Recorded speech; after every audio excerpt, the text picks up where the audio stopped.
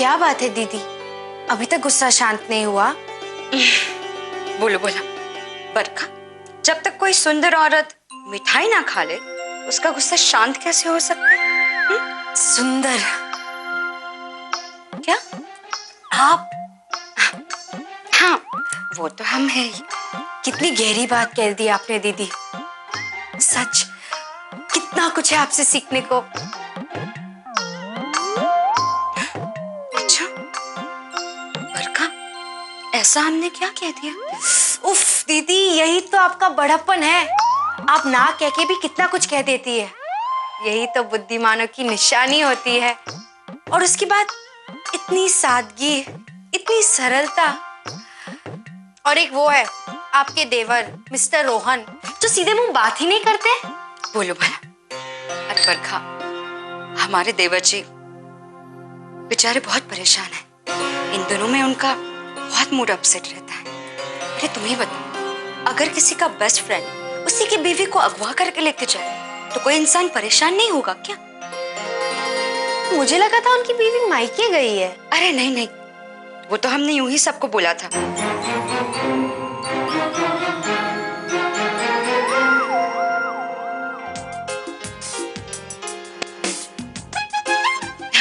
अरे तुमसे भी तो सभी ने यही कहा था ना, और हमने सब कुछ बोल दिया। इसीलिए इस घर के सारे लोग हमें कहते हैं कि हमें अपना मुंह बंद रखना चाहिए। दीदी आप रिलैक्स कीजिए। ये लीजिए, पानी पीजिए।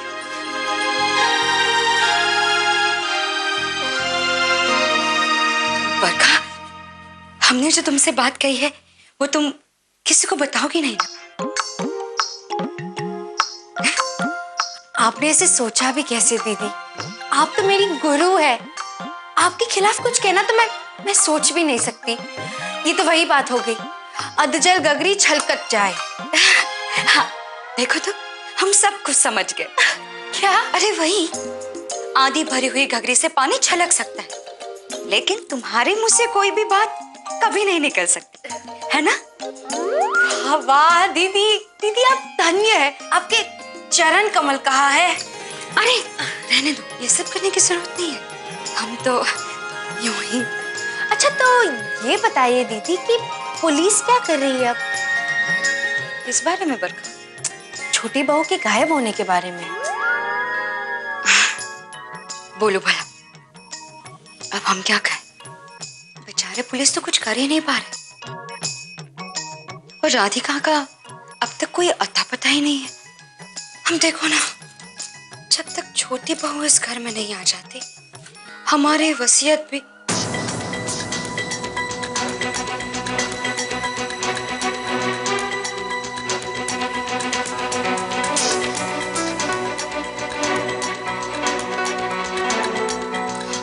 हाय राम, ये हमने क्या बोल दिया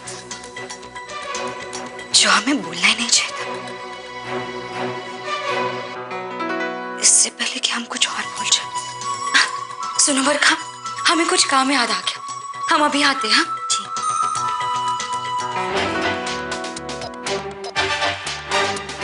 बोलना तो आपको पड़ेगा ही मोहिनी जी, बहुत कुछ जानना है आपसे। राज पुरोहितों के मठ में आज देवशयनी एकादशी की पूजा है, तुम जाओगी क्या? हाँ मैं जरूर जाऊंगी। देवशनि की पूजा तो हर सुहागन स्त्री के लिए बहुत शुभ होती है। मैं अपने कृष्ण कन्हैया की ब्याता हूँ और मेरे कृष्ण कन्हैया को उस परिवार ने अपने बेटे की तरह पाला है। मुझे उस पूजा में शामिल होना ही होगा।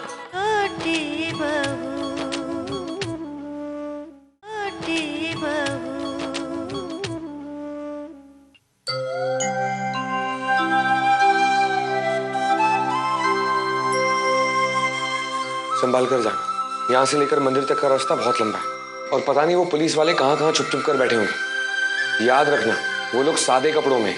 आप चिंता मत कीजिए, कान्हा मेरे साथ है ना, कुछ बुरा नहीं होगा। हाँ, आज तो बहुत शुभ दिन है, आज देवशयनी एकादशी है।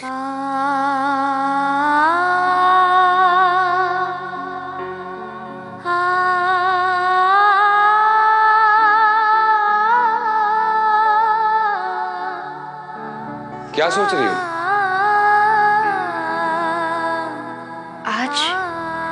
पूजा है और वहां सब छोटी बहू की प्रतीक्षा कर रहे हैं और मैं यहाँ। राधिका, तुम तो जानती हो कि तुम वहां नहीं जा सकती। वहां रोहन होगा, वहां विराट होगा, उसके आदमी होंगे। किसी ने तुम्हें अगर एक बार देख लिया ना तो पूरा प्लान चौपट हो जाएगा। पर अगर वहां छोटी बहू नहीं पहुंची तो? राधिका, तुम उस घर की छोटी बहू नहीं हो। तुम्हारी रोहन से शादी नहीं हुई थी, तुम दोनों के 7 फेरे पूरे नहीं हुए थे, और एक न एक दिन ये सच सबके सामने आ ही जाएगा।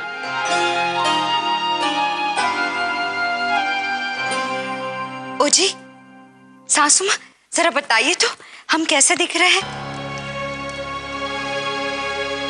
हमारा मतलब है पूजा के हिसाब से हम ठीक ठाक तैयार हो गए हैं ना?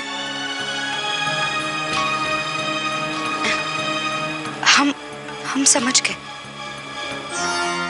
अरे दाई माँ, हमें आपसे बहुत जरूरी काम। जीजी, पूजा में हम जा तो रहे हैं, पर वहां कहेंगे क्या? क्या बताएंगे कि छोटी बहू कहाँ है? हम कह देंगे कि छोटी बहू अपने मायके गई थी और फिर वहां से किसी तीर्थ यात्रा पर निकल गई। उसे बताने का मौका ही नहीं मिला कि पूजा में आना उसका जरूरी है। माफ कीजिएगा, उस जगह का नाम पहले से तय कर लीजिएगा।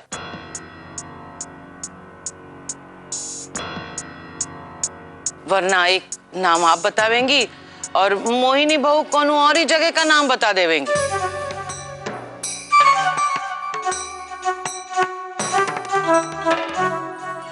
अब आप लोगों को जो बोलना है सब कुछ बोल दीजिए, हम किसी से कुछ नहीं कहेंगे। ऐसी बेवकूफी मत करना,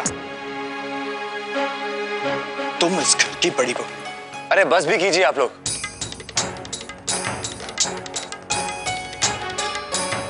भाभी, अगर कोई आपसे पूछेगा तो आप बोलेंगी कि राधिका द्वारका गई। ठीक है, अगर आप कहते हैं तो हम बता देंगे कि राधिका द्वारका गई है। ठीक है ना बड़ी माँ? अब चलें? चलने को तो सभी कभी से तैयार हैं। लाल बत्ती पर खड़े हैं, हरी बत्ती का इंतजार है। आप सब लोग बाहर चलिए, मैं अभी आती हूँ।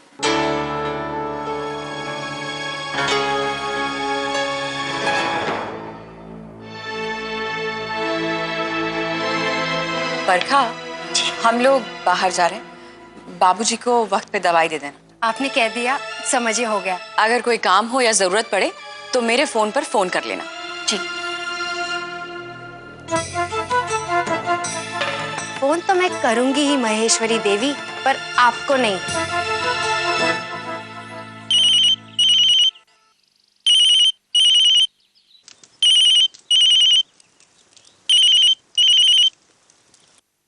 हाँ बरका, बोलो। क्या बात है देव साहब, आज आप घर पे हैं? हाँ, आज मैं घर पर हूँ और राधिका बाहर गई है। ये उल्टी जमुना कैसे? पुलिस सादे कपड़ों में सिलाकों में ढूंढ रही है, इसलिए आज मैं घर पर ही हूँ। पूजा से पहले राधिका को ढूंढने का टेंशन था इनको। आज तो सब पूजा के लिए निकल भी गए। मुझे लगता है अब ये लोग जरा ढीले पड़ जाएंगे। नहीं बरका, इनके लिए अपनी छोटी बहू बहुत जरूरी है। मैंने तुम्हें बताया था ना कि अपनी छोटी बहू को राजपुरोहिताइन बनाना चाहते हैं। अरे हाँ, उससे मुझे याद आया, कल मोहिनी जी कुछ ऐसा कह रही थी कि अगली राजपुरोहिताइन वो बनने वाली है। कुछ समझ में नहीं आ रहा। समझने की कोशिश तो मैं भी कर रही हूँ। अभी घर में कोई नहीं है, मौके का फायदा उठा के महेश्वरी देवी के कमरे की तलाशी लेती हूँ, शायद कुछ सुराग मिल जाए।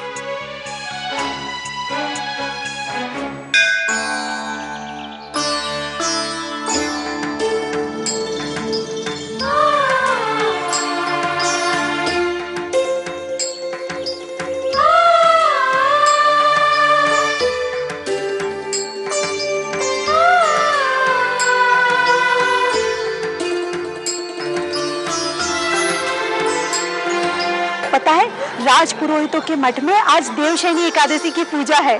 तुम जाओगी क्या? हाँ, मैं जरूर जाऊंगी।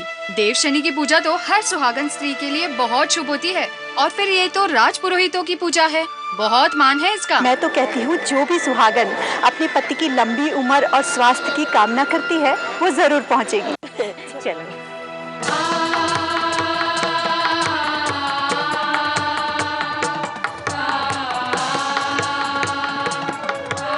मैं अपने कृष्ण कन्हैया की ब्याता हूँ और मेरी कृष्ण कन्हैया को उस परिवार ने अपने बेटे की तरह पाला है। मुझे उस पूजा में शामिल होना ही होगा।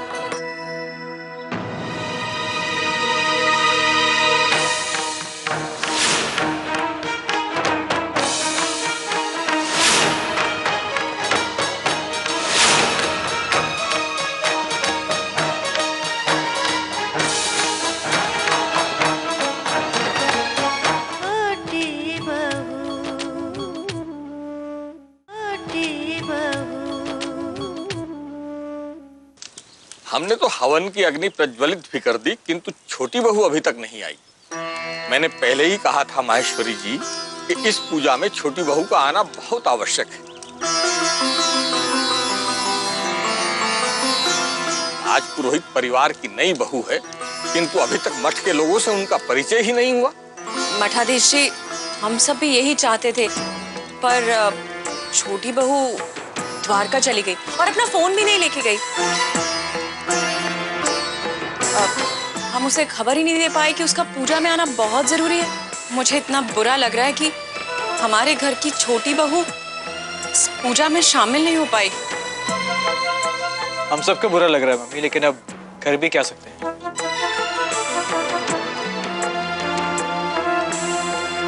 मोहन जी, राधिका यहाँ नहीं है तो मोहिनी इस घर की बड़ी बहू है।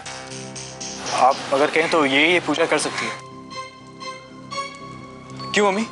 हाँ, छोटी बहू नहीं है तो और कर ही क्या सकते हैं।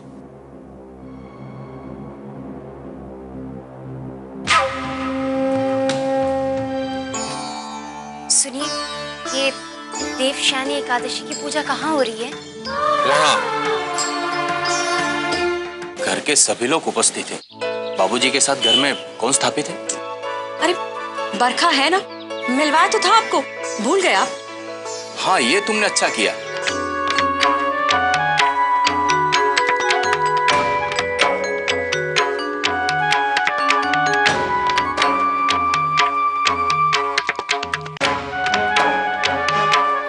लोग ये अलमारी के दरवाजे बंद करके क्यों रखते हैं? हेलो रचना, कुछ खास बात पता चली? देख, ये दवाइयाँ बहुत स्ट्रॉन्ग है। इन्हें बंद करने के बाद भी जहर का असर तो रहता ही है। और तू जो दूसरी दवाइयाँ दे रही है ना, इसका असर कम करने को, उससे असर कम तो होगा, लेकिन 3 दिन लगेंगे दिमाग को शरीर पर काबू पाने के लिए। मतलब अगर कल मैं अपनी एक्सरसाइजेस करवाऊँ तो उनके शरीर में हरकत हो सकती है? बिल्कुल। थैंक्स यार रचना, थैंक यू सो मच।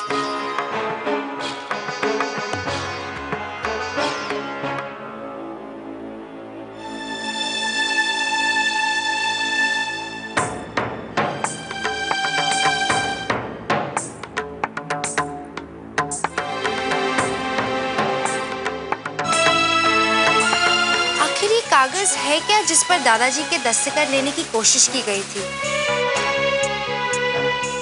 देख के तो लग रहा है ये किसी वसीयत का हिस्सा होगा। कैसे पता चलेगा?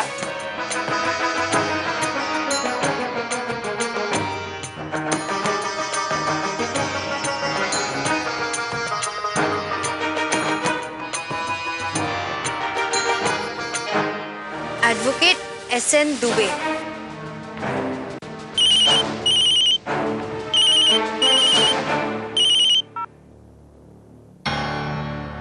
हेलो हेलो, दुबे जी है? हाँ, बोल रहा हूँ। जी, मैं राजपुरोहित जी की वसीयत के बारे में कुछ जानना चाहती थी। आप कौन?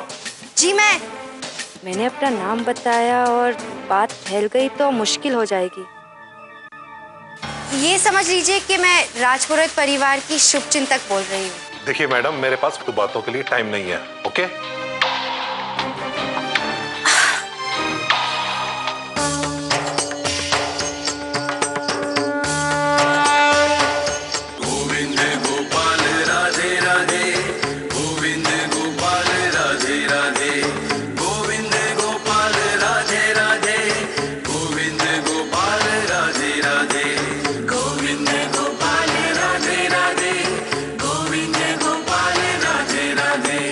गोविंद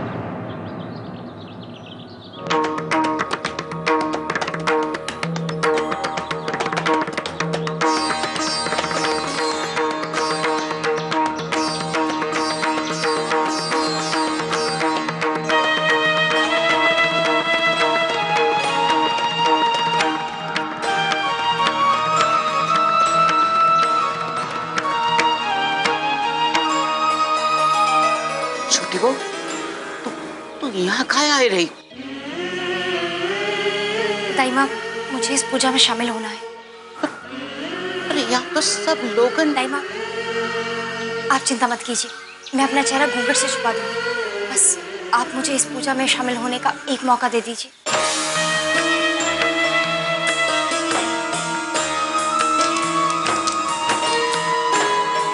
ठीक है। वहाँ बाई और सुहागने दिखी नहीं? वहां जाके खड़ी हो जाओ, हम हवन कुंड तक पहुंचा देंगे।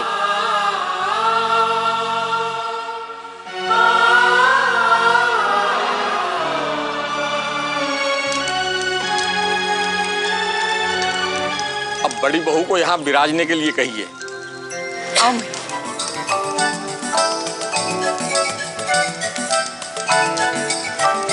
5 सुहागिनों को इनके साथ बैठाइए।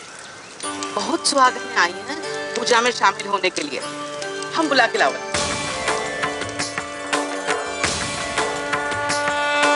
वक्रतुंड महाकाय सूर्यकोटि समप्रभ निर्विघ्नं कुरु मे देव सर्वकार्येषु सर्वदा। वक्रतुंड महाकाय सूर्यकोटि समप्रभ निर्विघ्नं कुरु मे देव सर्वकार्येषु सर्वदा। अब दाहिने हाथ में जल लीजिए। जी पंडित जी।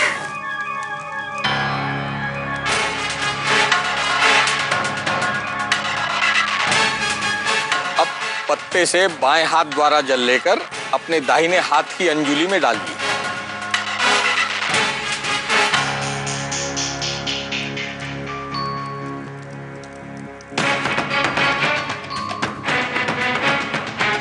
क्या डाले, पानी या फिर पत्ता?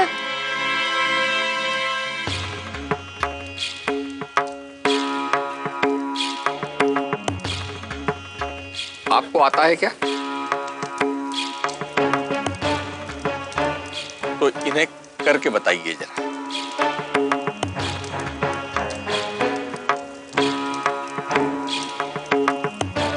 अब जैसा जैसा ये कर रही हैं वैसा ही करती जाइएगा। जी। यन्तु नदयो वर्षन्तु पर्जन्यः सुपिप्पला औषधयो भवन्तु अन्नवताम् ओदनवताम् आमिक्षवताम् येषां राजा भूयासन्। ॐ भूर्भुवस्सुवः महाज्वालाय विद्महे अग्निदेवाय धीमहि तन्नः अग्निः प्रचोदयात्। ॐ भूर्भुवस्सुवः महाज्वालाय विद्महे अग्निदेवाय धीमहि तन्नः अग्निः प्रचोदयात्। ॐ भूर्भुवस्सुवः महाज्वालाय विद्महे अग्निदेवाय धीमहि तन्नः अग्निः प्रचोदयात्। ॐ भूर्भुवस्सुवः महाज्वालाय विद्महे अग्निदेवाय धीमहि।